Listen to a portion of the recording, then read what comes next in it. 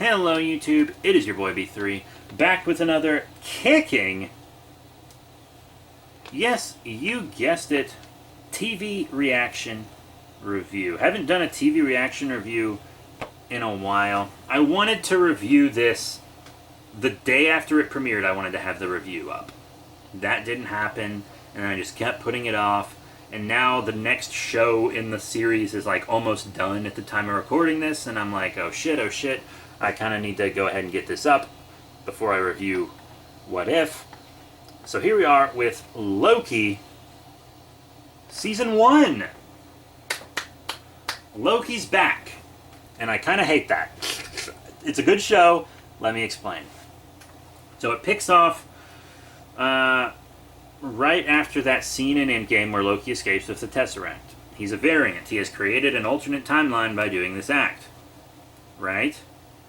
The Avengers created an alternate timeline as well, but that was kind of all fixed and everything went the way it should have according to the TVA.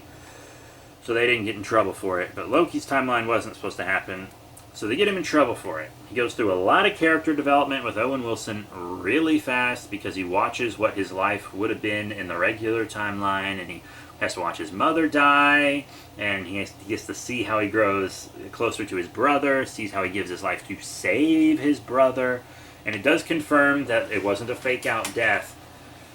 But here's the thing. I wanted Loki to stay dead. God damn it. I fucking hate how movies and shows refuse to let a character stay dead. And that, like, that's been happening forever, you know? Like,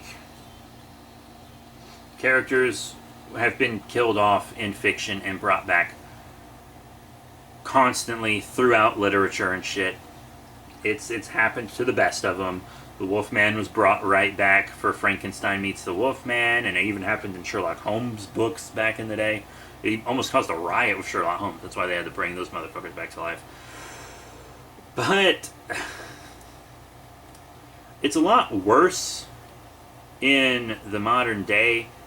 It's kind of post the death of Superman and reign of the Supermen, it's kind of gotten out of hand where TV shows and movies will kill a character off and bring them back almost immediately. Now, if there's a huge gap of time between their return, that's a bit different. Because, like, when Barry Allen died in Crisis on Infinite Earths, it took like 20 years for him to come back to life.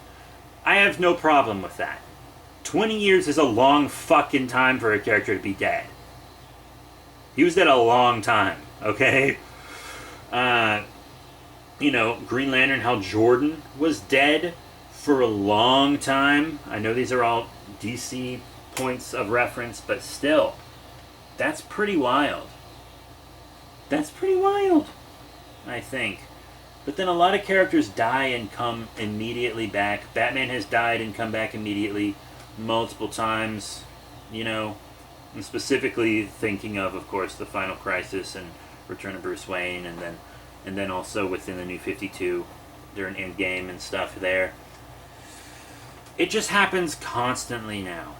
And it's like, I can never feel anything for a character's death.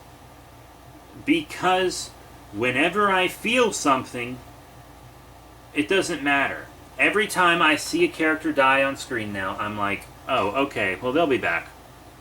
I never actually believe a character's dead anymore. I never actually believe a character is dead anymore. Ever. So, fuck that. In my books and stuff, because I do write books, they're on Amazon, check them out. Kindle page is in the link tree in the description below. If I kill off a character, that motherfucker's gonna stay dead. Alright? Like, if it's a definite kill-off. Not if it's a they fall off a cliff and they're never seen again. That it's fine to bring a character back from that. Nobody cares. You're kind of not supposed to really think they died. It's kind of just supposed to be up in the air. You know, that's not killing off a character and bringing him back. That's just kind of taking the character out of the story. That's different. That's different. But, like, if a character gets shot in the heart and dies in the protagonist's arms, leave him dead.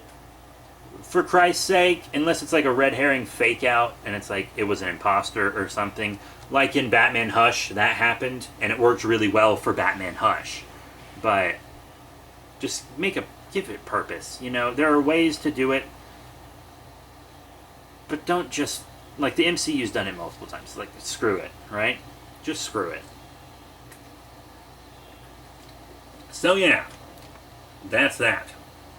Got that little rant out of the way. I want to say the acting in the show is really good. You know, I thought quote unquote Sylvie was cast well. Tom Hiddleston always delivers a really good performance, I think. Owen Wilson, probably one of my favorite Owen Wilson performances. I thought he did a great job. You know, our old Loki I thought was really good. Alligator Loki is my son. He is my child. No one harm him ever. Like, the head of the TVA, I wasn't the biggest on her acting, but okay, so big spoiler. In the end, it's revealed that the big quote-unquote villain, I would say maybe an anti-villain is what he actually is. It's revealed to be Kang, but not Kang. They don't call him Kang by name. And they call him the one who remains, like the one person left at the end of time. And it is Kang the Conqueror. It's the guy that they announced they cast who would be in Ant-Man and the Wasp, Quantumania, or whatever it's called. It's going to suck, but that's what it's called. It's going to suck, though. And he was in Kang's colors, you know, the green and purple, and he said, I've been called many things throughout the multiverse, and one of those things was a conqueror. It was Kang. And the last episode is just one big conversation between him, Sylvie, and Loki. And it's an incredible finale. It's literally just them talking at a desk. And it's incredible. It's one of the best performances I've seen in the entire MCU. I cannot wait to see more of him. Oh my god, he was so captivating. I didn't know where it was going to go at all. It was an incredible, incredible finale. It beat the WandaVision finale. It beat the Falcon and Winter Soldier finale. I have reviewed both of those. Check them out. It really kicked their ass. It was a wonderful finale that set up the entire next phase of the MCU. Because all this upcoming multiverse stuff all spins out of this. What if? That whole What If show doesn't happen without this show's ending. That Spider-Man movie that we're all incredibly hyped for, that's either going to be the best Marvel movie of all time or absolute garbage, one or the other, because it's so packed with characters.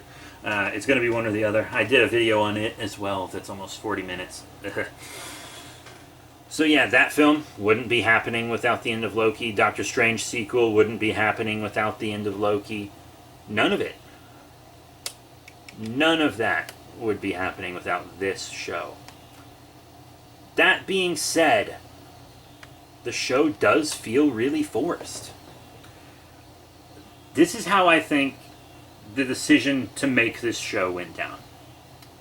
I think everyone was sitting in their little boardroom pitching ideas for this next phase and this saga. And everyone was like, let's fucking bring Loki back. Because, you know, this is a superhero franchise, you know? It's mostly geared towards males, but we want as much money as possible. As you can tell, Marvel films are kind of going for the broadest demographic possible. So they were like, we need female viewership up. How do you get female viewership up? Bring Tom Hiddleston's Loki back. Women were constantly juicing for him. Constantly juicing for him. I don't think I've dated a single woman since Thor came out that was not juicing for Tom Hiddleston's Loki. And I'm dead serious. Most of my female friends are constantly just dripping for the guy. And I think it's like a, oh, he's not so bad, I can fix him case. Also, you know, Tom Hiddleston is a very charming, charismatic guy, as is Loki, and, you know, handsome. He is handsome, and that accent, ooh, he's got a very nice voice. I can definitely see why the ladies love him. You know, I'm more into twinks, but you know, it still works out. He's a great character, and he's one of the MCU's best characters. But that's why his death kind of meant something, because he's not my favorite villain from the MCU, but he's probably the best villain the MCU has had so far. He had a full, complete arc, and then he was killed like it was nothing, saving his brother, which is something he would have never done at the beginning of the MCU. Killed like it was nothing, saving his brother. And that's just kind of like a wait, after all the development you gave to Loki, all the time, and with how popular he is, you're going to kill him like that? That's why his death was so impactful. Because he was just destroyed by Thanos. So easily. And people were like, that can't be how it ends for Loki. But it's not how it fucking ends for Loki, because nobody stays dead. There's always an alternate dimension version, or a clone, or the timeline changes, or they were never really dead in the first place, etc. etc. etc.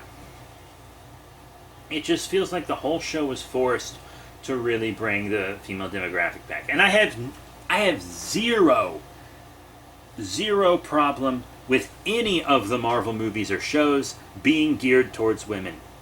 Even being geared exclusively towards women would be fine. In fact, you can kind of tell that Marvel's going out of their way to do so, because it got this, Loki, and then we're looking at Miss Marvel and She-Hulk, and we just got Black Widow, which I haven't seen, but I'm going to watch it very soon. At the time of recording this, see, the thing is, I'm not really going to see MCU movies in theaters anymore. I'm kind of sick of superhero movies. I'm not seeing them in theaters. I'm just waiting till they're either on streaming or Blu-ray. Right? The only superhero movies that I'm going to see in theaters from now on are probably Spider-Man and Avengers, specifically because I won't be able to avoid spoilers for Avengers, and Spider-Man is one of my just favorites. I'll just see every Spider-Man movie. Yeah. And I'll probably see Flash too, because he's one of my favorites as well. But just that one. I don't think the Flash movie's going to be good. We're off topic. Loki just felt so forced. They forced Loki back into the story, and it looks like he's going to be a major character in the MCU going forward. Major character in the MCU going forward. I thought most of the animation was really good. I thought most of the CG was very good. Occasionally, some set stuff that was CG, I was like, that could be a little better. But most of the CG was good. About what you would expect from Marvel. Real movie level. The sets and aesthetic, in the set design and prop design and everything, incredible. It kind of looks like the 70s. There's all these kind of browns, tans and stuff. I really liked that. The costuming, oh my god. Wardrobe did an incredible fucking job on this film. The aesthetic of the entire film is incredible. Of the entire film. Wow. I might have enjoyed this movie. I might have enjoyed this series a little more if my friends didn't spoil nearly every episode for me. The only episodes that weren't spoiled for me were the first two and the last one. But the ones in between, all spoiled, sadly. But yeah, I kind of hate that nobody stays dead, even within this series itself. There are characters that die in this show, and they don't stay dead within just the single season of this show in the MCU. And that's fucking insane. Let characters die. You're going to lose all your emotional impact. When you kill someone off for real, no one's going to believe it. No one's going to believe it. And before you say anything, yes, I know Iron Man's death had a big impact. I know it did. But that is because the general audience knows that Robert Downey Jr. was exiting, because all the press and releases and stuff, they tell you when it's an actor's last movie before they die, and they weren't going to recast Robert Downey Jr. One time they tried when he asked for more money. It did not go over well. Everyone was outraged that they were even thinking of doing it. Like, they would recast several characters. And they have. They recast the Hulk, didn't they? Characters have been recast in the MCU. They don't mind doing that. They recast Rhodey. War Machine himself. Recast. But they weren't going to recast RDJ. The MCU wouldn't exist without his fantastic performance in Iron Man. They weren't going to recast him. But, like, if they killed off Blade when they bring him in, I wouldn't believe it for an instant. Not for an instant. And even Vision's kind of back, because White Vision is still floating around somewhere, and it's kind of implied that he has Vision's memories.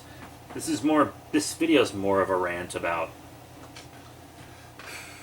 how bringing characters back to life has just ruined the impact of killing them, but, you know, I feel like that's an important thing to talk about, because that's a very big factor in this show. A version of Kang is killed in this show, but that's kind of different. That doesn't count, because, like, they kill Kang, and then that's what creates Kang, and that is explained before he's killed, so you know that's how that's going to go down, if he's killed. But yeah, like, at least 2 other characters were killed in this and brought back. There's a pretty cool reveal about what the TVA really is. A couple cool reveals about what the TVA really is. And it's a well-written show, for the most part. It's a romance, and I like that. Because I don't know if you've noticed, but superhero films are starting to get a lot less popular. There's still a good bit of hype for the MCU, but I think it should have ended after Endgame, because it's not sustainable. I don't want to talk about the genre cycle too much, but the genre cycle is kind of just what happens when a type of film becomes popular. And the last big film was superheroes, and it's kind of transitioning from superheroes to monsters. There are a lot of mainstream monster movies happening right now, and a lot of indie monster movies happening right now. We got that new Asylum Megalodon film. The Monsterverse is going to continue. We just got A Quiet Place 2, which was my last review. Check that out. You know, there's a lot of monster stuff going on. Even DC and Marvel Comics themselves are transitioning to monsters. Read Donny Cates' Venom. Read Al Ewing's Immortal Hulk. Those are monster books, and those were the 2 biggest books at Marvel for a while. You know? And now Al Ewing is writing Venom. And then DC just announced like a DC Heroes versus Vampires book, and a book where Red Hood leads a bunch of zombie supervillains like Bane and Mr. Bloom into battle. And it's like, they're both going full monster. Even movie-wise, DC said they wanted to make a Trench film. The monsters from Aquaman, Jeff Johns' run and the movie. I don't think it's going to happen, but they said they wanted to do it. You know? Upcoming Sony Marvel movie is Venom 2, which is a monster movie, not really a superhero movie. You know? They're going monster, and the MCU is changing up its genres. I mean, WandaVision was like a mystery comedy, and it wasn't really superhero. No superhero stuff even happens until the last episode, right? Not even an action scene, really.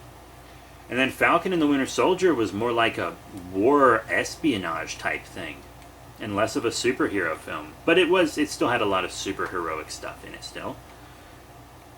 And then Loki is like a sci-fi time travel romance, which is very interesting.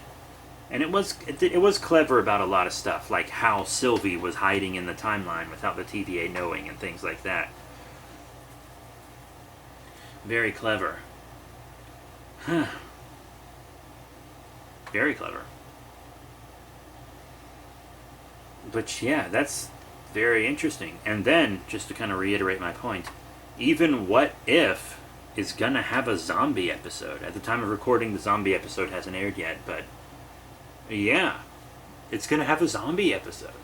And that's pretty wild, isn't it? That's pretty wild.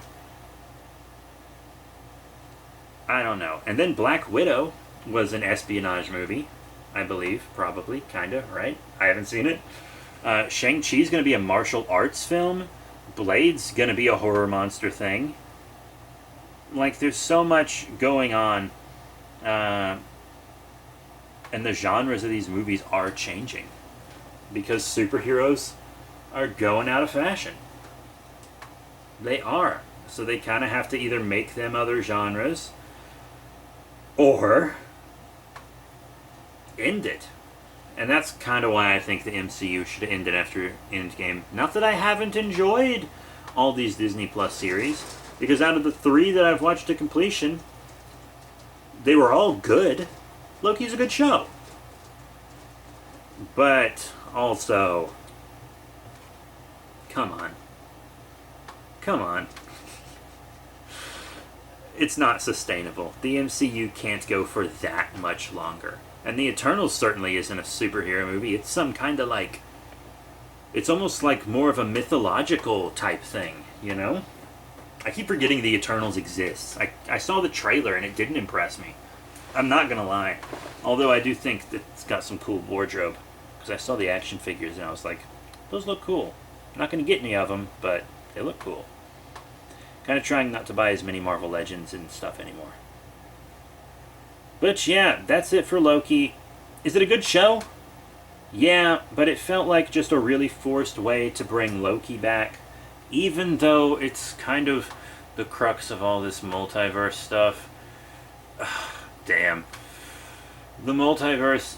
DC was very lucky they established it with the CW shows before, you know, the MCU did. That's something DC was actually able to beat them to.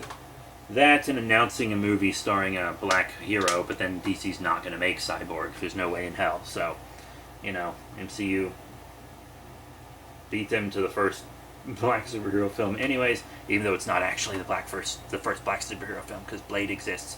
If you want to call Blade a superhero, if you want to call him that, there's some debate on that issue. But I would still say Blade is the first black superhero film.